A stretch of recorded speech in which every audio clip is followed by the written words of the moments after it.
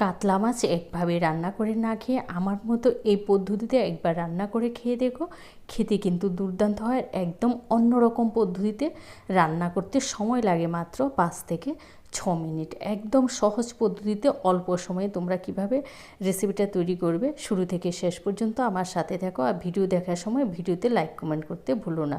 তো প্রথমে আমি কাতলা মাছ নিয়ে কাতলা মাছগুলোকে ধুয়ে নুন হলুদ দিয়ে হালকা করে ভেজে নেব। খুব একটা কড়া করে কিন্তু মাছগুলো ভাজবে না।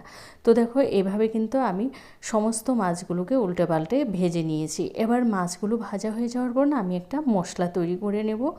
তার জন্য এখানে আমার লাগছে পোস্ত। পোস্ত নিয়েছি ওই 2 টেবিল চামচ, আর নিয়েছি সাদা কালো সর্ষে। তো তোমরা চাইলে যে কোনো একরকম সর্ষে নিতে পারো। নিয়েছি 1 চা চামচ। পোস্তটা একটু বেশি পরিমাণে নেবে। তারপরে নিয়েছি তোমার এখানে কাঁচা লঙ্কা আর এক টুকরো আদা। আর নিয়েছি ধনেপাতা, 1 মুঠো আমি ধনেপাতা নিয়েছি, আর নিয়েছি একটা টমেটো। এই সমস্ত কিন্তু আমি একসাথে পেস্ট করে নেব। তো মশলাটা আমার পেস্ট করে নিয়েছি। তো এবার রান্না করার জন্য কড়াইতে আমি দিয়েছি সর্ষের তেল।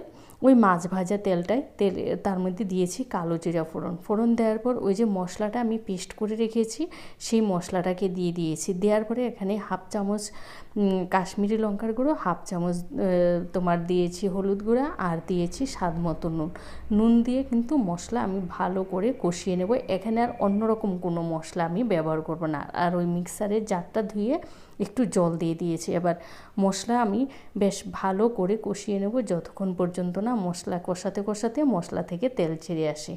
তো দেখো মশলা কষাতে মশলা থেকে কিন্তু তেল ছেড়ে এসেছে। এবার ওই যে আমি মাছগুলোকে ভেজে রেখেছি সমস্ত মাছগুলো আমি দিয়ে দিচ্ছি। মাছগুলো দিয়ে আমি এখানে না মাছগুলোর সাথে মশলার সাথে আরও 2 থেকে 3 মিনিটের মতো একটু কষিয়ে নেব। আমি সবসময় মাছ রান্নার সময় না মশলার সাথে মাছগুলোকে একটু কষিয়ে নিই, এতে খেতে কিন্তু ভীষণ ভালো লাগে। তারপরে এখানে আমি দেখো মাছটা যখন কষানো হয়ে গেছে দিয়েছি পরিমাণ মতো জলটা দিয়ে তারপরে ফুটিয়ে এখানে দিয়ে দিয়েছি চেরা কাঁচা লঙ্কা। দেওয়ার পরে আরও 2 মিনিট ফুটিয়ে দেখো রান্না কিন্তু আমার পুরোপুরি তৈরি। গ্যাসটা বন্ধ করে ঢাকা চাপা দিয়ে রেখে দেবো আরও 2 থেকে 3 মিনিট। তো 2 থেকে 3 মিনিট পর ফিরে এসেছি। তোমরা দেখতেই পাচ্ছ কতটা সুন্দর হয়েছে, আর একদম অল্প সময়ে রান্না হয়ে যায়।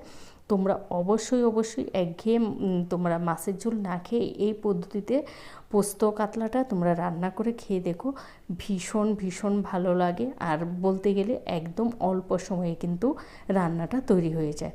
ভিডিওটা ভালো লাগলে তোমাদের আত্মীয় স্বজন বন্ধুবান্ধব সবার সাথে বেশি করে শেয়ার করে দিও। আর যারা আমার চ্যানেলে নতুন আছো প্লিজ চ্যানেলটা সাবস্ক্রাইব করে পাশে থাকা বেল আইকনে ক্লিক করে দিও। তোমরা ভালো থেকো, সুস্থ থেকো। আবারও দেখা হবে নতুন ভিডিও নিয়ে। আজকের মতো টাটা।